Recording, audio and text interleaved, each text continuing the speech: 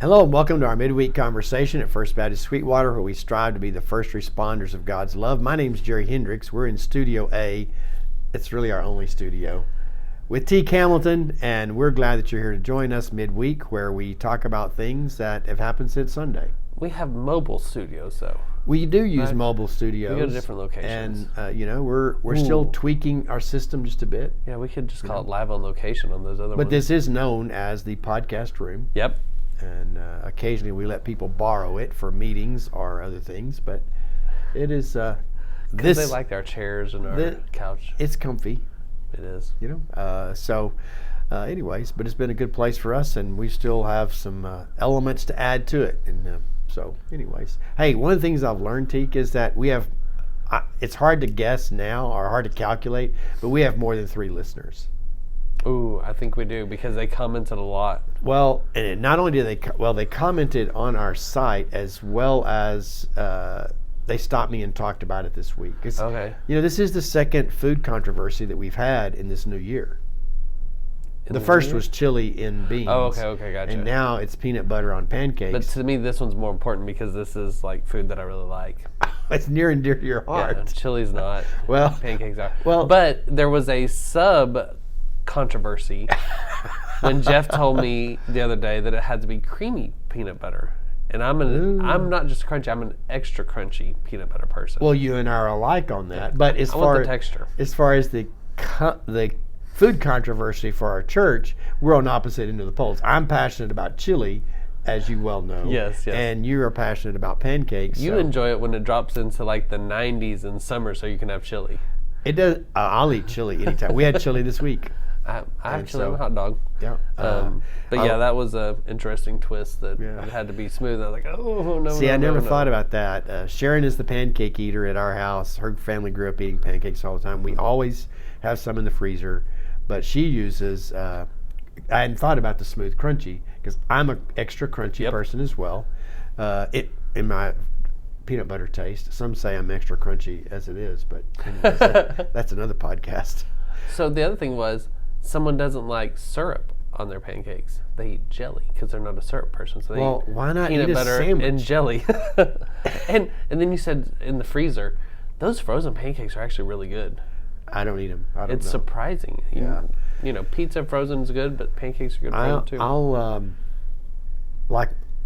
I like the syrup, and then something to soak it up a little bit. That's kind of how I approach it. But I do like butter and the other additives for a good pancake. True. So there's that.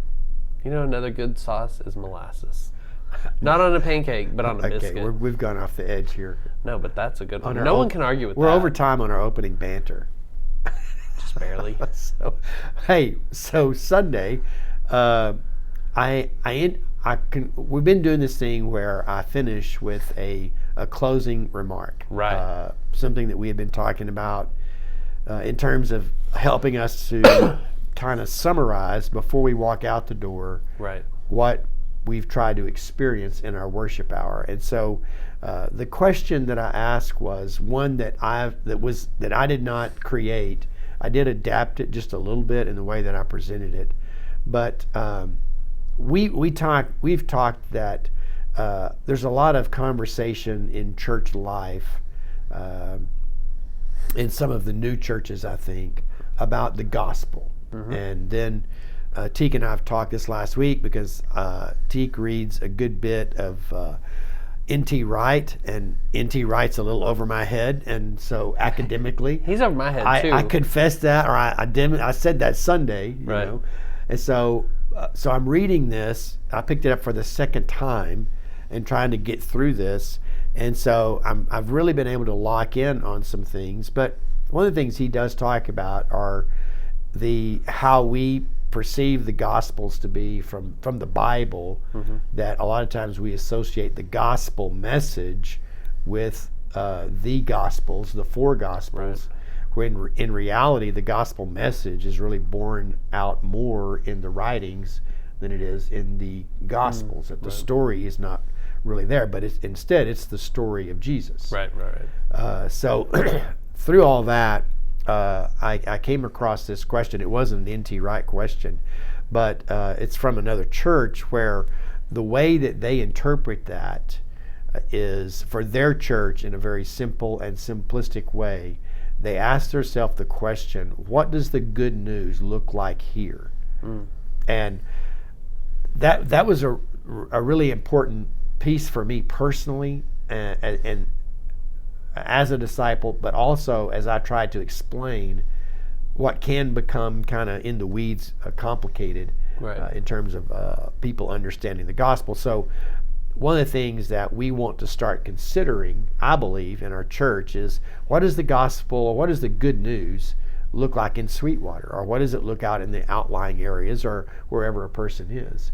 And I think when we talk about, for me, when we talk about living on mission and living intentionally, that question can provide the start for us to see how that begins to occur in our life. So whether, when we're in Brookshires, we can ask the question, what does the gospel look like here? Right. Or for me, when I go to a basketball game, what does the gospel look like here? Now, that's a challenging one. It came up in class Sunday morning. We talked about Barbara King's granddaughter, Kinley, was here, and Kyler. And Kinley asked a question about, you feel like you're just one person in the midst of the world and all the stuff that's going on, and she said, highly political world, politicized world. So how do we approach that, and what can we do if we're just one person? That's kind of the difficulty she's struggling with and thinking. She's a junior in high school. She's thinking about these things. Oh, wow. And so we talked about, the guy was wearing my Love First shirt. I said, well, the best way to do that is to live out the life of Jesus wherever you are. And that's going to be responding in love. And I made the comment that we have a holiday for Martin Luther King Jr. because he chose to live out love and peacefulness, and you see that, and you honor that, and you celebrate that. We don't have a holiday for the ones who live other ways, the ones who are living angry lives and who are yelling and screaming all the time. But that's kind of how our culture has become, is we're yelling and screaming all the time, and no one celebrates that. No one puts that on the calendar to celebrate it. But if we live out this lifestyle of Jesus, it looks so different that people are like, man, that's good, that's impactful, ongoing. And you never know how your personal lifestyle is going to impact someone else down the road and change their life, to the point that, as we're talking about in practical ways, we talked about basketball games. So the one thing I've learned from being on the court taking pictures is that there's a lot of yelling from the stands, and a lot of times my pictures side with the referees. That a lot of times the people in the stands are not right, and they're yelling. But then you look up there and you realize how many of those people go to a church somewhere. And you realize, I don't think Jesus would be yelling that way. Yeah, I've shared those kinds of sentiments because of my ongoing experience in being in basketball games, and I think that's the clearest example for me. Where I think other ways that we see that is through social media, where we're trying to be, as Christians, be so loud that we have destroyed our voice. Right. And I don't know, I think a very sobering conversation would be, or that we could have, is how do we even regain our voice? Right. And I think that's the problem when you look at the way that Jesus lived his life. That was pretty much a polar opposite to that kind of thing. Yeah.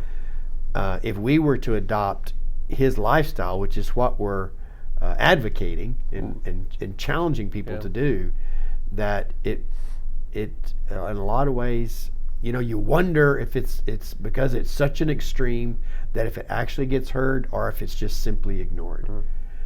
Because we've learned already that you can't just cry louder or cry foul more often. Right. It just is not.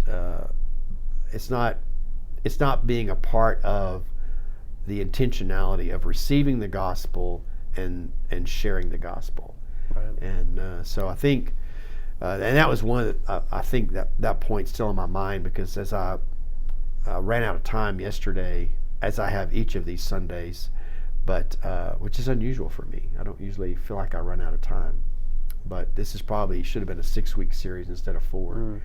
Anyways, but when we receiving the gospel is something that we talk about, and it's something that people embrace, but with that, inherent in that is also sharing that gift with someone else, sharing the gospel with someone else. And so that was one of the things that I kind of skimmed over yesterday. Didn't really hit very clearly that it's not just something that we receive, then we hold on to with the hope that it might make us a better person. It will, but it makes the world a better place when we share that gospel as well. Yeah, Cody Faber did a series when he was in Abilene as a youth minister on what is the gospel or something like that, but he used some Old Testament passages.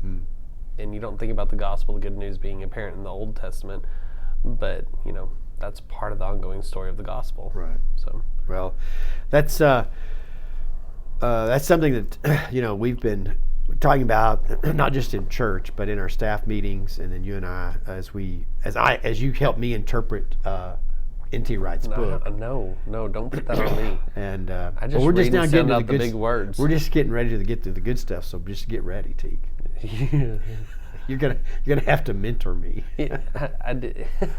He had a book, Simply Good News, Simply Christian. He's had ones like that are, man, they're written for people like me who can understand it a little bit. But then the one you're reading, How God Became King, and then The Day the Revolution Began, those are ones that take a lot of slow reading. I'm pretty sure you recommended it and we ordered it together. No, you were telling that story, and I don't say you get things wrong very often, but that one you did. You actually saw the book and you ordered it for yourself, and then you're like, Teak would like this too, and so you ordered me one. Okay. And so there were 2 copies. Right, and I think it happened, it either happened right around my sabbatical or that was Simply Good News. One of the two happened around there, and that's when I read it. But it's safe to say that you read right through it. I slogged through it. Okay, Again, it is his more academic one, but it's so good. Even if you have to go back and read several pages over and over again, that one's really good. And I'm excited. I'm about to start the Day the Revolution Began in the midst of my other 5 books I've got going on right now. Yeah, well, a full disclosure here, there was actually one of those books, and this was before I came to Sweetwater, so this was some time ago, that I got so frustrated with, I gave it away. Ooh. Yeah. Which one was that? I don't remember. Huh. I need to see if I got it on my shelf. Did you give it to me? No, I'm not sure. I sort of remember who I gave it to, but I'm not positive. But, so it wasn't me then. Yeah. But the other thing that I sort of brought up yesterday, I didn't go into it a lot because I know people have heard me talk about it, and we talk about it here, but the way that I've started to phrase this for our church after reading Future Church that we studied together with some folks last fall, and developing this disciple series, which was really influenced by that book. So both series this spring were influenced by that book and that time together in discussion. But in that, what I started, the way I started asking myself the question is, well, at First Baptist Sweetwater, what's the disciple track for us here? Right. Because I think, we've gone into some of the reading, and I think we're familiar with this, that oftentimes discipleship has been considered, if you notice, I've been very careful not to use the word discipleship. Until just now, yeah. Yeah, I just slipped. Yeah. But that's been part of the problem, I think, in our Western culture or our contemporary Christian culture, is that we thrive in discipleship, but we're not really becoming disciples. Right. And so it's that same old thing of a deepening or feeling like we're deepened in the study, but not experiencing the life of a disciple like Jesus would have us to in the world that we live. Right. And so through that, I feel like that there's not, unlike maybe the way that I was taught discipleship, I think that that were very specific things. Right. Have a quiet time and have it in the morning, not at noon or afternoon. Have it always in the morning. Memorize scripture, and these are the ones to do, and on down the list. Which I was a part of that, and it was a very disciplined system that I embraced. Right. But if we're going to look at being a disciple and experiencing life with Christ in the freedom that maybe Paul talks about, that we have to understand that there's a track of being a disciple that we put our life on, that if we do that, then we begin to see what really being a disciple is. Right. And so trying to discover what that looks like here, and I think, I've tried to help folks understand that we really do have a process that represents that track, even if it's just the very basic part. Right. Whether they're in children's ministry, student ministry, or they're adults in our church, if they participate or if they engage with us fully on a regular basis, they're on that track. Right. So, and I think the difficulty is it's so easy to have a checklist. oh yeah. Like we want that, we crave that. It's easy everybody wants their to-do list that they can mark things off of. But that's so opposite of I'll make you fishers of men. Like a checklist isn't fishers of men. It's a living, developing, active lifestyle of how you live out what it is to be a disciple. And that's what makes it so difficult, but it makes it so unique and so creative because it's not going to be the same for everybody on how it is. Right. But here we have these and we're not saying that these are the only things you need to do to be a disciple. These are going to develop and you can grow and help you to become fully what God's made you to be. Right. And I think if we were just to paraphrase Jesus' calling of the disciples, I would recommend paraphrasing it in this way. Jesus said, "Come and go with me," rather than "come follow me," because I do believe, as I've tried to demonstrate, that there's confusion over whether on being a follower and really being a disciple. But when we determine in our life, even in present day life, to go with Jesus, then we start to find those different experiences that are a part of that going. And they're not just like in Jesus and the disciples' ministry together. They're not all good experiences, but they're experiences that definitely prepare us for what we're going to talk about next Sunday. I did finally get them in order. One of my 5 books, Go and Do, is another one I literally just came in the mail. Who wrote that? Actually, it was a friend of mine from Howard Payne, Shane Blackshear. He wrote it in partnership with another guy. And Shane's a big deal. He is. You know people in high places, too. I'm not sure they would claim me, but he was a good guy. He was one of those guys, Howard Payne, that was just authentic and just good guy. Shout out to Howard Payne University. I do that as often as possible. and you did well today. I'll just stop there, but yeah, I do love my alma mater. Well, there's a lot of things along this line that these conversations help me kind of think out loud about. So I enjoy getting to do this with my good friend here, my co-host and good friend T. Hamilton.